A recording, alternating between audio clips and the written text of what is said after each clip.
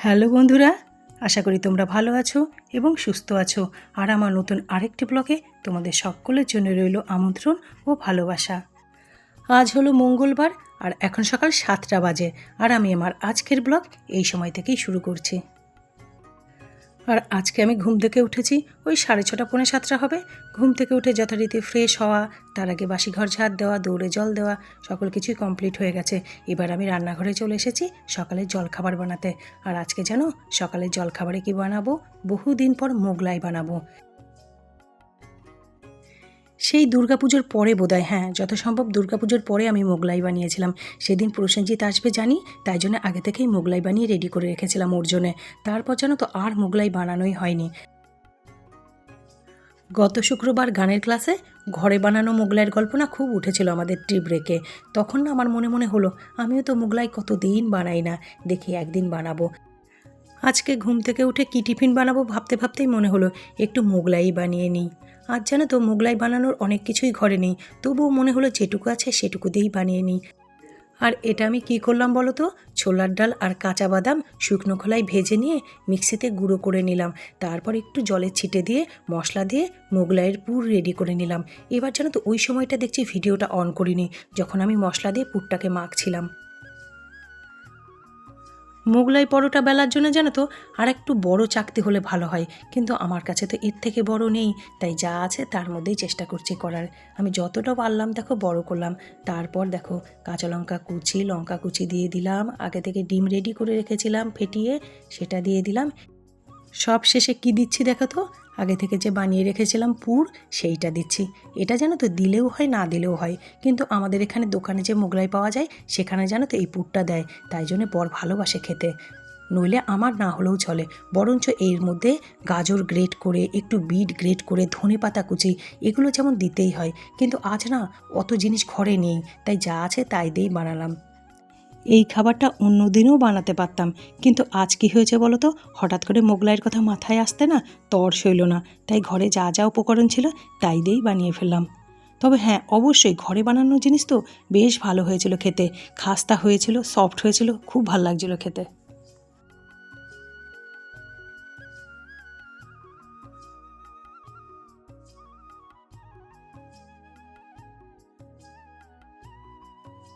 মোগলাই ছোট হোক বড় হোক, দোকানের কেনা হোক বা বাড়ির বানানো, একজনের জন্য না একটাই যথেষ্ট, কারণ ভারী খাবার না, তাই জন্য দুটোই বানালাম। একটা বরকে খেতে দিলাম দেখতেই পেলে, এবার এই যে আমারটা বানাচ্ছি।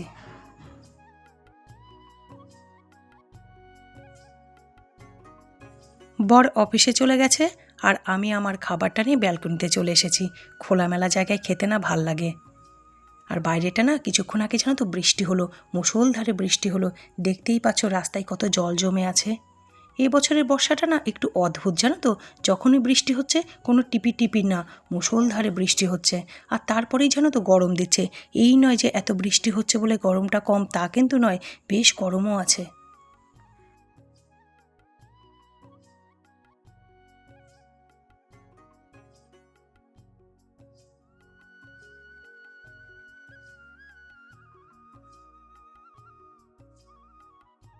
টিফিন খাওয়া শেষ করে সোজা চলে এসেছি ঘরদোরগুলো পরিষ্কার করতে। আজকে নিচের ঘরদোরগুলো একটু টান টান করবো, পরিষ্কার করব। এটা তো তোমরা জানোই আমার খুব পছন্দের কাজ ঘরদোর পরিষ্কার করা। আমার জানো তো একটু আলস্য লাগে না ঘরদোর পরিষ্কার করতে। আর আজকে না ড্রয়িং রুমের বিছানা চাদরটা পাল্টে দিলাম। বেশ কিছুদিন আগে ওই পিঙ্ক পিঙ্ক চাদরটা পেতেছিলাম, 10-12 দিন তো হবেই। চাদরটা একটু নোংরা নোংরা হয়েছিল, আজকে উঠিয়ে দিলাম।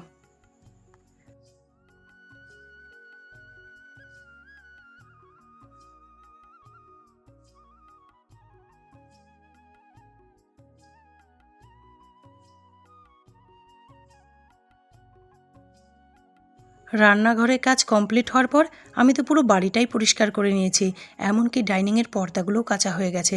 কিন্তু ডাইনিংয়ে যে বসার জায়গাটা, এইটা না আজকে এতদিন পর ঠিক করছি। কেন বলো তো? 3 দিন আগেই জানো তো আমি কার্পেটটা কেচে দিয়েছিলাম, কিন্তু ওটা 3 দিন পর শুকলো। মোটা জিনিস তো আর বর্ষার ওয়েদারে যা হয় আর কি।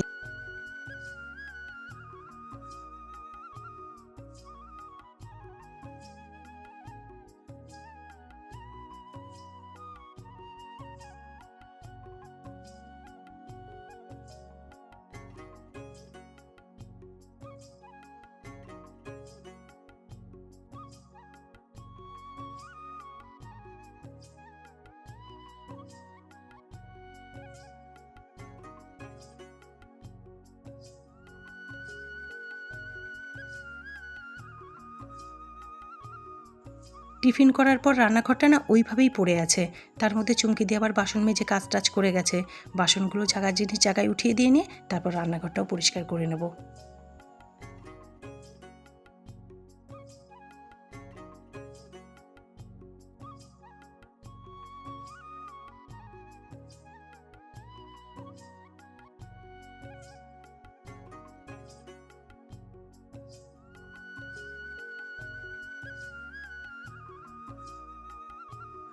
সকালের দিকে বর একটু বাজারে গেছিল, একদম কাঁচা লঙ্কা ছিল না জানো তো, ওকে একটু কাঁচা লঙ্কা আনতে বলেছিলাম, তো কাঁচা লঙ্কা তো এনেইছে, সঙ্গে আবার চিকেন নিয়ে এসছে। ফ্রিজে মাছ আছে জানো তো 2 রকম, তাও হয়তো ইচ্ছে করেছে খেতে, চিকেন নিয়ে এসে একটু বেশি আনেনি, বললোই 600-650 গ্রামের মতো এনেছি, একদমই অল্প এনেছি।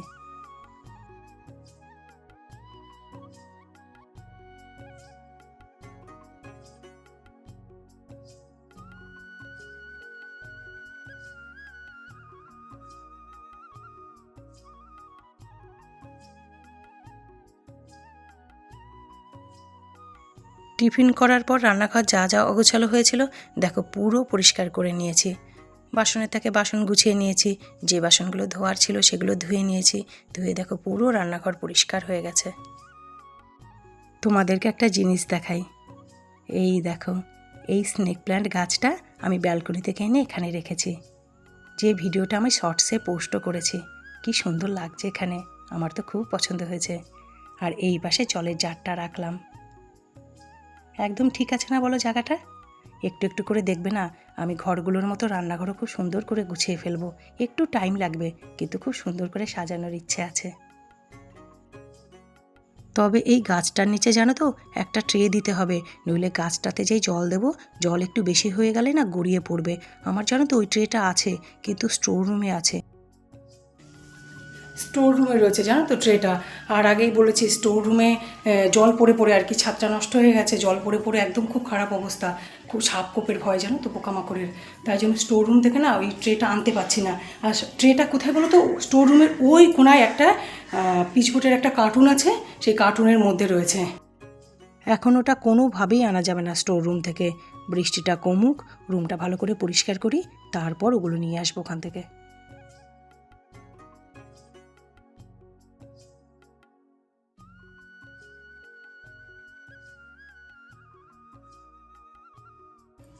কাজকর্ম তো কমপ্লিট হলো, এবার স্নান করে পুজো করবো। আর আজকে না আগে রান্না করবো না, আগে স্নান পুজো করে আসি, কারণ অনেকটা তাড়াতাড়ি কাজ কমপ্লিট করতে পেরেছি।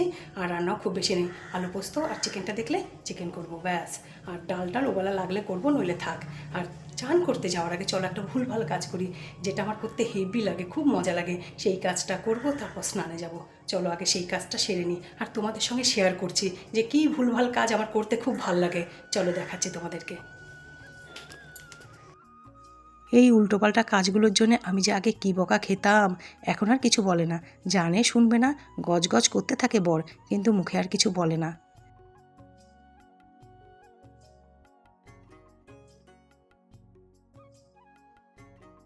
আগে এই ধরনের কাজ করলে জানো তো খুব বকা খেতাম ফুলের কাছে, বরের কাছে।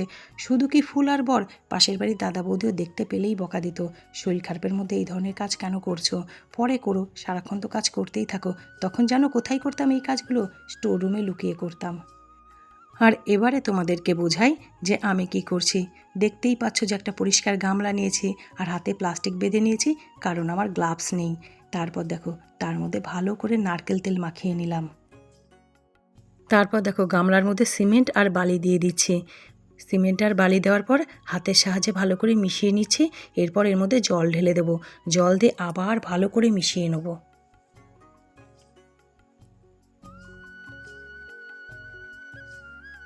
সিমেন্ট বালি ভালো করে মেশানোর পর দেখো আমি বালতিতে জল দিয়ে মার্বেলের টুকরো দিয়ে ভাঁড় দিয়ে রেখে দিয়েছি, যাতে বালতিটা না সরে যায় তাই জন্যে। আর আগে থেকে না বালতিটাতেও আমি তেল মাখিয়ে নিয়েছিলাম। যা খুশি তাই, গাছ না সিমেন্টের টব বানাচ্ছি, যা খুশি তাই করছি। হ্যাঁ, ভূমি কাকিমা ব্যালকনি থেকে দেখতে পেয়েছে যে আমি ওপারে বসে কিছু কুটুর কুটুর করছি, তাই জন্য জিজ্ঞেস করছে কী করছিস। আর যেটা শুনতে পেলে সেটা হলো সিমেন্টের টব বানাচ্ছি। হ্যাঁ বন্ধুরা, সিমেন্টের টব বানাচ্ছি।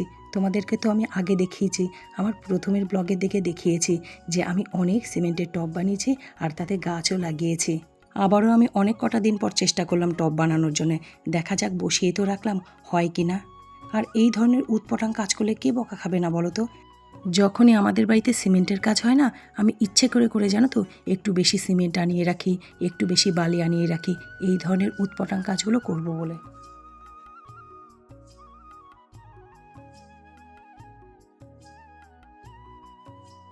আর এখন তোমরা দেখে তো বুঝতেই পারছো যে আমার স্নান পুজো সকল কিছু হয়ে গেছে।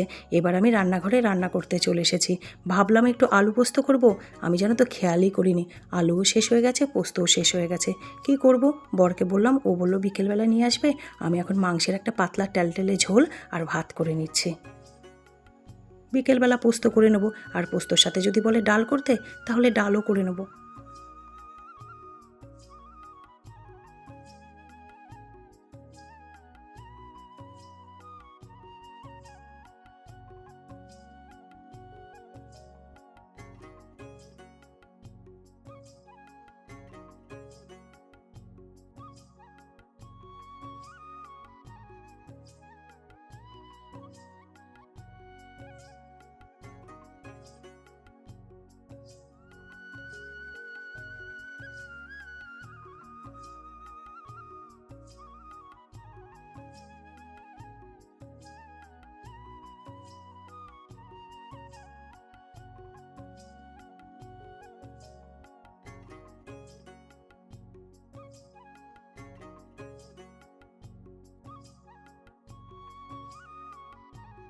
মাংসের ঝোল ভাত রেডি হয়ে গেছে, আর আমার দেখো খাবার বাড়াও কমপ্লিট হয়ে গেছে। অনেকটা বেলা হয়েছে না, খেতে তো পাই। আর গরম গরম মাংসের ঝোল ভাত খেতে খেতে তোমাদেরকে টাটা করার সময়ও হয়ে গেছে। আবার আগামীতে দেখা হবে নতুন একটি ব্লগের সাথে। ততক্ষণ সকলে ভালো থেকো, সুস্থ থেকো, বাই।